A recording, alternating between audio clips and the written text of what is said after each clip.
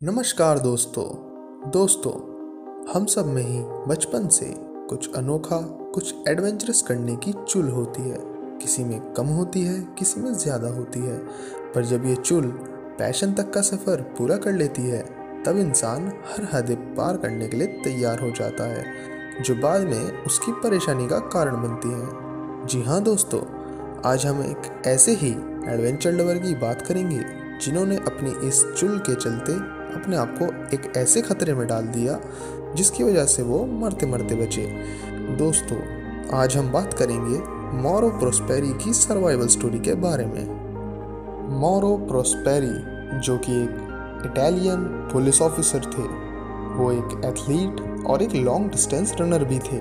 उन्होंने सन 1994 की सारा मैराथन में भाग लेने का फैसला किया। दोस्तों, जिनको नहीं पता उन्हें मैं बताना चाहूँगा कि सारा मैराथन दुनिया की सबसे खतरनाक और मुश्किल रेस में से एक माना जाता है। इसे अल्ट्रा मैराथन भी कहा जाता है, जो कि 6 रेगुलर मैराथन के बराबर होती है।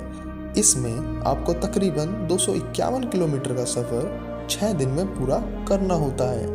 इसे अर्थ की सबसे टफेस्ट फुट रेस भी कहा जाता है, क्योंकि ये दुनिया के सबसे सूखे और बंजर इलाके में होती है। यहाँ रेस तो आप अपनी मर्जी से शुरू कर सकते हैं, पर रेस पूरी करवाना कुदरत के हाथ में होता है, जिसमें कुदरत आपको कभी भी उठाकर एक तिनके की तरह फेंक सकती है।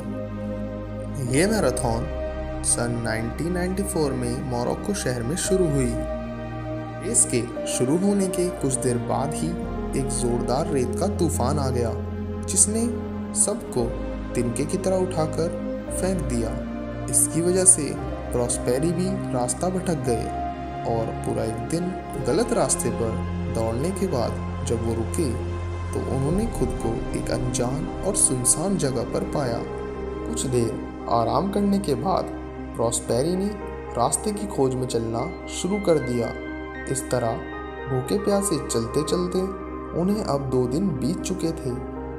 उस हड्डी गला देने वाली गर्मी और धूप में उनकी हालत अचानक से खराब होने लगी। भूख और प्यास के मारे उनका दम निकलने लगा।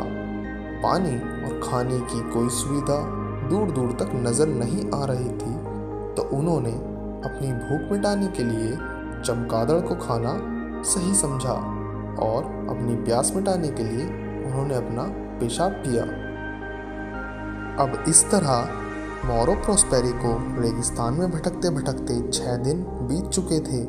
7वें दिन प्रोस्पेरी की आत्मशक्ति ने भी जवाब दे दिया और उन्होंने खुदकुशी का फैसला किया।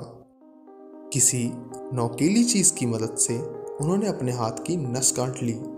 नस में से खून तेज़ी से बहने लगा, पर तेज और सूखी गर्मी के कारण उनका खून वहीं जम गया और इस तरह वे खुद को मार न सके और वे बच गए। अब उन्होंने दोबारा रेगिस्तान में मदद मिलने की उम्मीद में भटकना शुरू कर दिया। इस दौरान प्रॉस्पेरी को अपनी भूख मिटाने के लिए जो मिला वे खाते गए, चाहे वो छिपकली हो या चूहे, कीड़े हों या मच्छर। इस तरह भटकते भटकते 9वें दिन उन्हें एक छोटा सा गांव दिखा और वे उसकी तरफ चल दिए। गांव पहुंचकर वे बेहोश हो गए और वहां से उन्हें हॉस्पिटल पहुंचाया गया। प्रॉस्पेरी इस तरह मरते मरते बचे। हॉस्पिटल पहुंचने के बाद डॉक्टर्स ने बताया कि इनका लिवर पूरी तरह से फेल हो चुका था। थोड़ी देर अगर और होती तो इन्हें बचाना नामुमकिन था। इस इंसिडेंट के बाद प्रॉस्पेरी को 1 महीना लगा नॉर्मल होने में और लगभग 6 महीने लगे नॉर्मल लोगों की तरह खाना खाने में।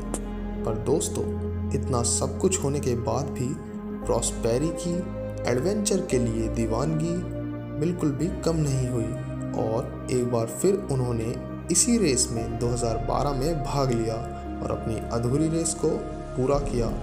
दोस्तों, उम्मीद है आपको वीडियो अच्छी लगी होगी, तो मिलते हैं अगली वीडियो में।